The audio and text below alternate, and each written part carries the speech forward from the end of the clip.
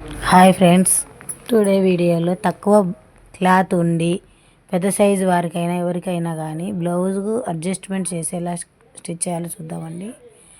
ఈ విధంగా నేను వీడియోలు చూస్తున్న విధంగా కట్ చేసేసుకోవాలండి. సైడ్కు మనకి ఇలా క్లాత్ వచ్చినా పర్వాలేదు, మనము అలానే సెట్ చేసుకొని డిజైన్ కూడా ఈ విధంగా చూసుకొని లైన్గా క్రాస్గా సెట్ చేసేసి కట్ చేసి కుట్టినట్లయితే ఆ క్లాత్ అనేది సైడ్ జాయింట్స్లలోకి వెళ్ళిపోతుంది, మనకు కనిపించదు.